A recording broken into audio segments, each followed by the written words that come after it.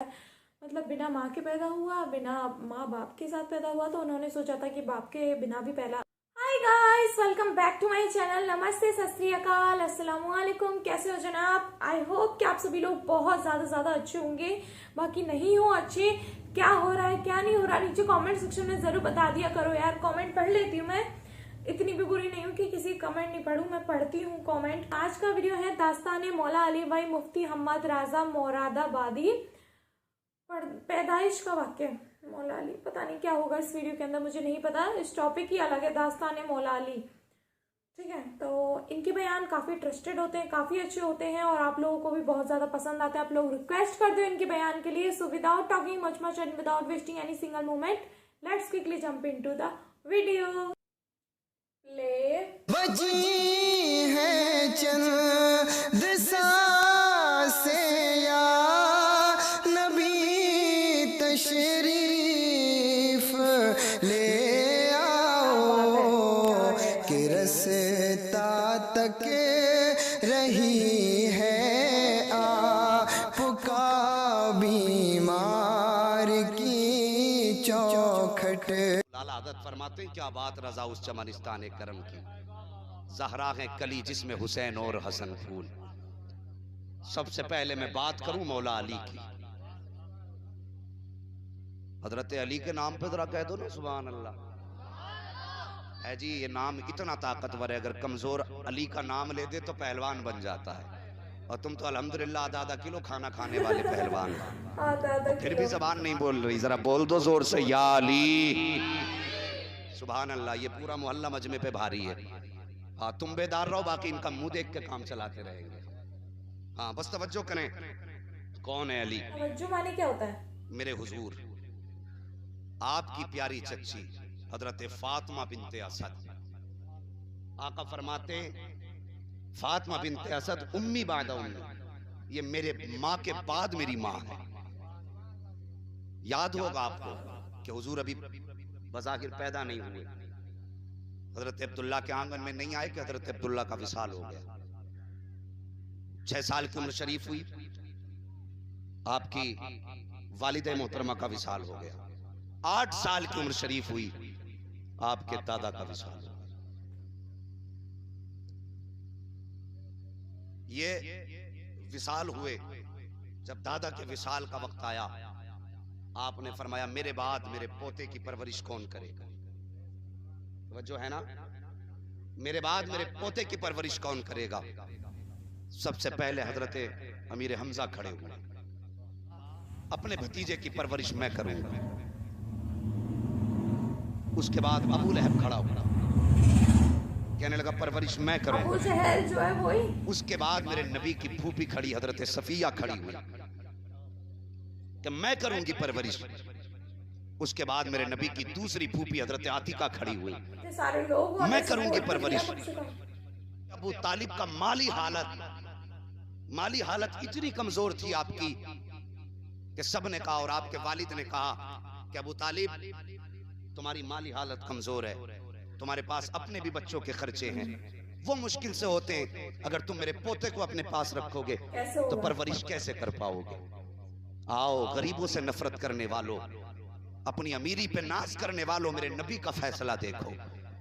सबसे ज्यादा कमजोर माली एतबार से अबू तालिब थे, और सबने ख्वाहिश जाहिर की, जानते थे ये बच्चा कितनी शान वाला है। सबने कहा था इसको मैं पालूंगा, कोई कह रहा था इसकी परवरिश मैं करूंगा। जब सबने अपना अपना दावा कर दिया, मेरे नबी के दादा ने कहा था छोड़ो, ये फैसला मेरे मोहम्मद के हवाले कर दिया जाए, ये जिसके पास जाना चाहते हैं उसके पास चले जाएं। अल्लाह अकबर, फैसला मुस्तफा की बारगाह में आया। मेरे नबी ने एक निगाह सबके चेहरे पे डाली है, कभी हमजा का चेहरा देख रहे हैं, कभी अबू लहब का चेहरा देख रहे हैं, कभी आतिका और हफ्सा का चेहरा देख रहे हैं। आखिर में चेहरे पे निगाह अबू तालिब के पड़ती है। सरकार उठे हैं अपनी जगह से, 8 साल की उम्र शरीफ मेरे नबी की है। आहिस्ता आहिस्ता गए और जाने के बाद अबू तालिब की गोद में बैठ जाते हैं और दुनिया को पैगाम देते हैं, अमीरों अपनी दौलत पे नाज मत करना, गरीबों कभी गुर्बत पे शर्म मत करना। मोहम्मद वो है जिसने पैदा होने के बाद गरीबी को सीने से लगा लिया। सही बात है, बिल्कुल। ऐसा तो यार आना जाना है, आज है कल नहीं है, किसे पता कब चला जाए। आज करना बेकार है। भूख तो लगी होगी ना आपको, मुझे तो मालूम है 1-12 बजने वाले हैं। अगर भूख इतनी लगी है कि नहीं बोल सकते तो फिर कुछ ना कुछ इंतजाम इंशाल्लाह जल्दी करा दिया जाए। और अगर बोल सकते हो तो जरा कह दो सारे मिलके या रसूल अल्लाह। अजी यार हम भी सुन्नी है तुम भी सुन्नी हो, फिर सुस्ती कैसी है, अपनों में बोल रहे हैं फिर भी इतनी दिक्कत हो रही बोलने में, जरा कह दो ना या रसूल अल्लाह। हाँ अल्लाह सलामत रखे। बस तवज्जो करें, मेरे हुजूर चचा की गोद में गए और जब चचा की गोद में गए ना अबू तालिब ने मुस्तफ़ा की उंगली पकड़ी और लोगों कुर्बान जाओ नेमतें बांटता जिस्म तो वजीशान गया, साथ ही मुंशी रहमत का कलम दान गया। हाँ बस तवज्जो करें, गए अबू तालिब फरमाते मैं उंगली पकड़ के लाया अपने घर और मेरे नबी की चच्ची हजरत फातिमा बिनते असद कहती हैं जब हुजूर आए मेरे घर का हाल ये था कि कभी कभी 2-2 लुक़मे खा के सब सो जाते थे। फरमाती हुजूर से पहले ना हमारा पेट भरता था ना बच्चों का पेट भरता था, इनके आने से पहले फाके होते थे। फरमाती जिस दिन हुजूर आए मेरे घर के अंदर थोड़ी सी रोटी थी, मैंने कहा अबू तालिब घर में खाना बहुत कम है, अगर बच्चों को खिलाया तो मोहम्मद भूखे रह जाएंगे, अगर इन्हें खिलाया तो बच्चे भूखे रह जाएंगे। अबू तालिब कहते हैं बच्चे भूखे रह जाएं गवारा कर सकता हूं, मोहम्मद भूखे रह जाएं गवारा नहीं कर सकता। जो खाना है ला के रख दो। अल्लाह बचपन में तुमको पता नहीं था ना कि वो नबी हैं। मेरे हुजूर को बैठाया गया, 8 साल की उम्र मेरे नबी की है अभी। कितनी? 8 साल ये बज़ाहिर उम्र है, वरना सच तो ये है कि उम्र है उम्र लाखों बरस की तेरी, हाँ मगर है ताजा शबाब तेरा। तवज्जो करें मेरे नबी की शान देखें। फरमाती दस्तरखान पे बैठाया, कुछ रोटियां रखी थी, जब हुजूर को ला करके बैठाया गया मेरे नबी ने खाने की तरफ देखा, निगाह उठाई, जब चचा के चेहरे की तरफ निगाह उठाई चचा ने गर्दन झुका दी, फिर अपनी चच्ची की जानिब मेरे हुजूर ने गर्दन उठाई है, उन्होंने भी गर्दन झुका ली है कहीं हमसे खाने को न कह दिया जाए। जब बच्चों का मामला आया तो उन्होंने बच्चों को पीछे छुपा लिया था कहीं बच्चों को न बुला लिया जाए, अगर बच्चे आ गए तो मोहम्मद का पेट नहीं भर पाएगा। लेकिन कुर्बान जाओ मेरे नबी की शान सखावत पर। शान तो ये है कि मालिक के कौनैन के गोपास कुछ रखते नहीं, तो जहां की नेमतें हैं उनके खाली हाथ में। हुजूर फरमाते हैं चचा क्यों नहीं बैठते हो, चची तुम क्यों नहीं आती हो, और मेरे भाई और बहन कहाँ है। अल्लाह अकबर, इतनी बात मेरे नबी ने कही है। अबू तालिब कहते हैं हमारी गर्दनें झुक गई, आंख में आंसू आ गए, ख्याल आ रहा था अगर हमने ये कह दिया बेटे खाना इतना है तो फिर ये कहेंगे लेकर के क्यों आए थे, अगर ये कहते कि इतना हमारे घर में वुसअत नहीं है कि सब खा सकें तो फिर शायद हमें ये आने का ताना दे दे।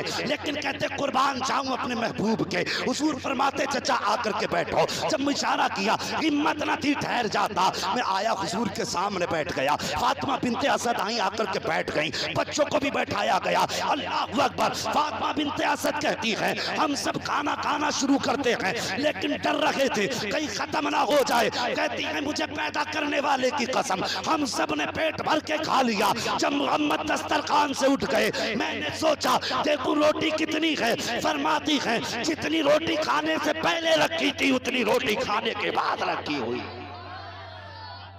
ऊपर वाला कौन चाहे तो देता क्या कि नहीं देने कर को मुँह सकता। चाहिए, देने वाला है सच्चा। ओ यार बोल दो तुम पे सदके जाएं यार, बोलो तो जरा सुभान अल्लाह। है यहाँ पे नजर नहीं लगती है बोलने वाले। और अगर मेहमानी के ये ज़ाब्ते में है, घर वालों ने भेजा हो बेटे कहीं जाके ज्यादा बोलना मत, वो बात अलग है, तो चुप बैठो। वो बात अलग है, फिर मत बोलो। लेकिन जब जाके कहोगे अम्मी तेरी बात इतनी मानी के जलसे में भी नहीं बोलती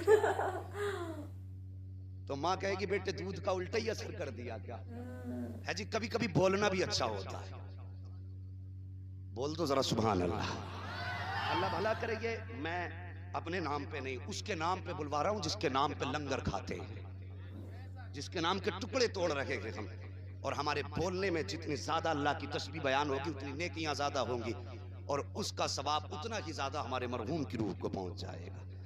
है जी, अगर पर्दा उतारने आए हो तो बिल्कुल मत बोलना, और बख्शिश की दुआ के लिए आए हो तो फिर बोलना पड़ेगा। जरा जवानों सारे मिलके कह दो या रसूल अल्लाह। ये हजरत फातिमा बिनते असद हुजूर इनके आंगन में आ गए।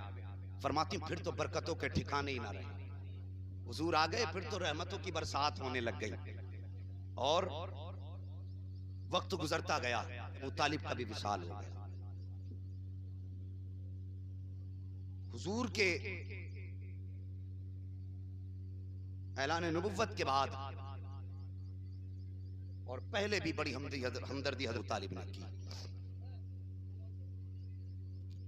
बहरहाल अब मैं वो बात बताऊं जिसके लिए मैंने इतनी देर गुफ्तगू करके आपको समझाया फातिमा बिनते असद हैं कौन।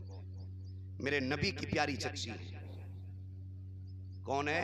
की प्यारी चच्ची, जिनके बारे में हुजूर ने फरमाया फातिमा बिनते असद मेरी चच्ची, मेरे बाप, मेरी माँ के बाद मेरी माँ है। यानी फरमाते मेरी माँ के विसाल के बाद मेरी माँ जैसी परवरिश हजरत फातिमा बिनते असद ने की।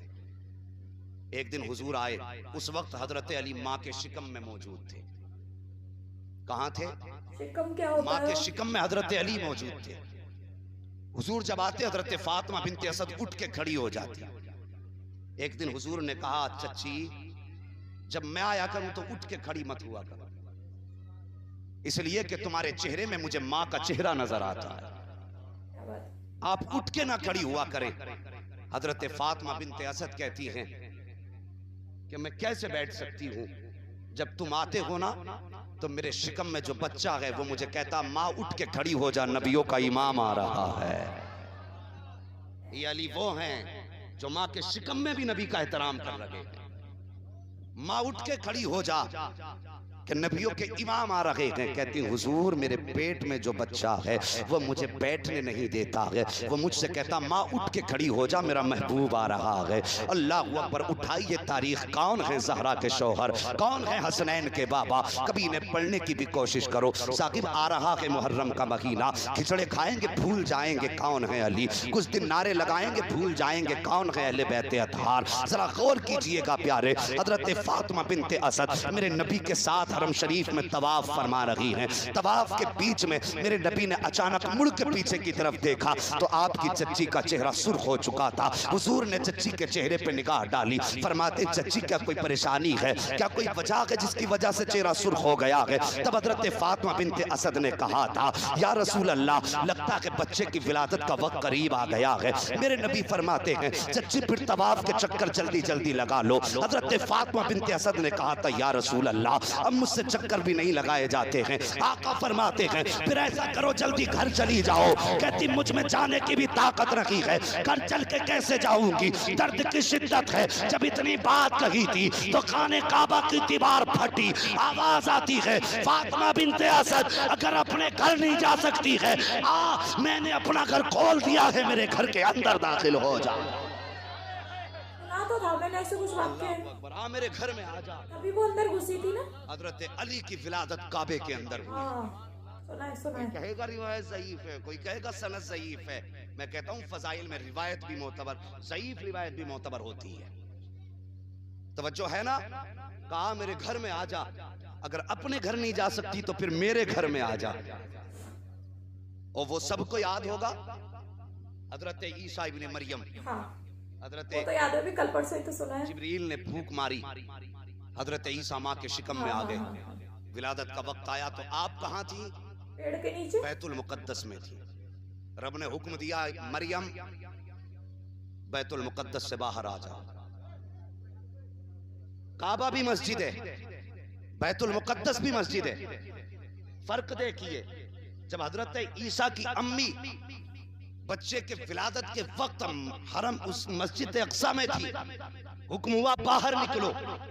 और जब हजरत अली की विलादत का वक्त आया तो हजरत अली की वालिदा हजरत फातिमा बिनते असद काबे के बाहर थी, हुक्म हुआ अंदर आ जाओ। कोई ये न समझे कि माज़ अल्लाह इस रिवायत से हजरत अली हजरत ईसा से रुतबे में आला हो गए, मर्तबे में बुलंद हो गए। और यार नबी नबी होता है, उम्मती उम्मती होता है। बस मिसाल के तौर पे इतना समझ लो, अगर नाना नवासे को कंधे पे बैठा ले तो क्या नाना नवासे से छोटा हो जाएगा? अरे बोलते क्यों नहीं, वो छोटा हो जाएगा? नहीं हो सकता ना। नाना नाना ही रहेगा, नवासा नवासा ही रहता। दादा पोते को बैठा ले तो नहीं होगा छोटा, पोता पोता ही रहेगा। लेकिन ये रुतबे किस लिए? कि इधर जो पैदा हो रहा है ये मेरे महबूब का यार दुनिया में आ रहा है। अल्लाह अकबर। खाने काबा में पैदा हुए, जज़ाकल्लाह, खाने काबा में पैदा हुए, 3 दिन गुजर गए। कितने? 3 दिन। जोर से 3 दिन। अगर तुम नहीं बोलोगे आगे नहीं बढ़ूंगा, फिर खाना भी लेट होगा। कितने? माशाअल्लाह, खाने की ज्यादा जरूरत है, खाने की धौंस में बोले आकर के। अच्छी धमकी है, यही दे लिया करेंगे। बोल दो जरा या रसूल अल्लाह। कितने 3 दिन गुजर गए? कितने दिन? 3 दिन गुजर गए। 3 दिन के बाद हुजूर तशरीफ लाए अपनी चची के घर, हजरत फातिमा बिनते असद के पास। आके कहने लगे, चची लाओ अपना शहजादा मेरी गोद में दे दो। क्या कहा? अपना शहजादा। मैं अजीब उल्टा मौलवी हूं, सबक सुनता भी हूं, खाली बोल के नहीं, तुम्हें भी याद कराना। अपना शहजादा मेरी गोद में दे दो। जो बोल गए अल्लाह उनकी नस्लें आबाद रखे। और कहने की जरूरत नहीं है, अली भी जानता है, हमारा नबी भी जानता है किसके दिल में अली का प्यार है। मेरे नबी ने फरमाया, अली, मुनाफिक की सबसे बड़ी पहचान ये है कि अगर तेरा नाम सुन के चेहरा बिगड़ जाए तो पक्का मुनाफिक होता है, और तेरा नाम सुन के चेहरे पे बहारें आ जाएं तो वो पक्का जन्नती होता है। हाँ, हम पलटते नहीं बेजान किताबों के वरक, हम वो पढ़ते हैं जो चेहरों पे लिखा होता है। हाँ, अगर बोझ समझ रहे हो ना तो मैं महराज भाई के कहने पे आया हूं यहां तक। तो कम से कम खुदा के बंदो, अगर आपने आज वक्त दिया, हमने आज दिया है, तो कुछ बैठने का, कुछ खाने का, कुछ आने का हक तो अदा किया करो। जरा सारे बोल दो सुभान अल्लाह। अल्लाह सलामत रखे। बस दिल बड़ा हो गया मेरा। तवज्जो करें। 3 दिन के बाद गए, कहा चच्ची अपना शहजादा मेरी गोद में अपना शहजादा दे दो। इतनी बात सुनी ना हजरत फातिमा बिनते असद रोने लगी। जब रोई ना वो खातून जिसको मेरा नबी माँ की तरह प्यार करता है, जो जानवरों की आंख में आंसू नहीं देख सकता, वो माँ की आंख में आंसू कब गवारा कर सकता है। मेरे नबी ने फरमाया, चच्ची अल्लाह ने बेटा दिया है, ये रोने की कौन सी वजह है, क्यों रोई है? इतनी बात मेरे नबी ने कही है। हजरत फातिमा बिनते असद कहती हैं, या रसूल अल्लाह, आज 3 दिन हो गए हैं बेटे को दुनिया में आए हुए, अभी तक बेटे ने आंख नहीं खोली है। मुझे डर लग रहा है कहीं मेरे बेटा आंखों से नाबीना तो नहीं है, कहीं इसकी आंखें ऐसा तो नहीं कि हमेशा देख ना पाए। मेरे नबी ने अल्लाह अकबर इतना सुना, हाथ बाजू आगे फैलाए, कहते हैं, लाओ जरा मेरी गोद में दो। जैसे मुस्तफ़ा ने हजरत अली को गोद में लिया है, फौरन हजरत अली ने आंखें खोल दी हैं। जैसी आंखें खोली हैं, मेरे नबी फरमाते हैं, ए फातिमा बिनते असद, ए मेरी चच्ची, तुम कह रही थी कि इसकी आंखों से कहीं ऐसा ना हो कि दुनिया में इसे नजर ना आए। आका फरमाते हैं, चच्ची जान, ये नाबीना नहीं है, सच तो ये है जितनी बसीरत और बसारत खुदा ने इस अली को दी है, कायनात में किसी बेटे को नहीं दी गई। क्योंकि उनकी गोद में उसने डायरेक्ट आंखें खोली, तो इससे बड़ा और क्या हो सकता है।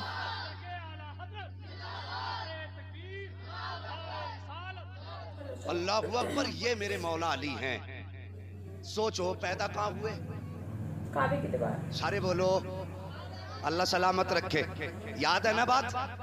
कहाँ पैदा हुए? काबे में। हम लोग यहाँ से 3 लाख खर्च करके जाते हैं काबा देखने के लिए। देखने के लिए कितना खर्च करते? 3 लाख काबा देखने के लिए। और अली काबे में पैदा हुए, लेकिन काबे को नहीं देखा। जो कहते हैं ना सिर्फ अल्लाह ही, सिर्फ अल्लाह ही, वो जरा गौर से सुने। अली पैदा हुए काबे में, लेकिन काबे को आंख खोल के नहीं देखा। आंख कब खोली? जब गोदे मुस्तफा में आए।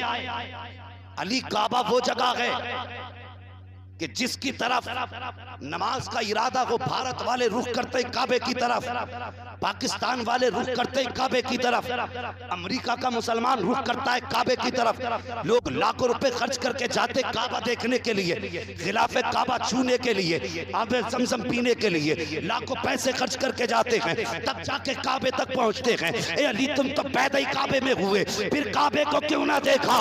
आज भी नजफ अशरफ से आवाज आती है, और नादान में अली हूँ अली, मैं काबा बाद में देखूंगा, पहले काबे का काबा देखा जाए। आला हजरत फरमाते हैं, हाजियो आओ शहंशाह का रोजा देखो। काबा तो देख चुके, काबे का काबा देखो। सबसे पहले काबे का काबा देखा। और फिर जिंदगी हुजूर के साथ गुजरी मौला अली। गाइस, तो ये देखा हमने वीडियो, आज मैं कैसे ही बैठी हूँ, ये दुपट्टा संभल ही नहीं रहा है। तो ये देखा हमने वीडियो दास्ताने मौला अली, बहुत ही प्यारा सा वीडियो था। तो ऐसा वाक्य ना मैंने सुन रखा था पहले, मुझे याद नहीं है। ऐसे क्या होता है ना, कई बार नाम इतना कंफ्यूजिंग हो जाता है। तो अब मुझे पता चला जो ईसा अलैहिस्सलाम थे उनका जन्म हुआ था मरियम के पेट में, जो कि बिना बाप के जो पहली औलाद थी, जो कि अल्लाह चाहे तो क्या नहीं कर सकता यार। मतलब बिना माँ के पैदा हुआ, बिना माँ बाप के साथ पैदा हुआ। तो उन्होंने सोचा था कि बाप के बिना भी पैदा करते हैं। तो बिना बाप की जो दुनिया में आया था वो थे मरियम के बेटे, यानी कि ईसा अलैहिस्सलाम। ठीक है, जीसस जिनको बोलते हैं, शायद वही हैं। और दूसरा, यहाँ पे हजरत अली की बात हो रही थी, तो वो पैदा हुए थे काबे के अंदर। ठीक है, और क्या नाम था उनकी माँ का, फातिमा ऐसे करके कुछ था, फातिमा करके। तो वो काबे के अंदर पैदा हुए। तो ये आज दो चीज़ें हमें क्लियर हो गई इस वीडियो में। बहुत ही प्यारा सा बयान का वीडियो। आई होप कि आप लोगों को पसंद आया होगा। ऐसे आपको और भी बयान देखने हैं तो मेरे चैनल को सब्सक्राइब करके वीडियो को लाइक कर देना। मैं मिलती हूँ किसी और नई वीडियो के साथ, तब तक के लिए bye bye. Thank you so much for watching. इस वीडियो का लिंक डिस्क्रिप्शन बॉक्स में, तो चेक जरूर करना।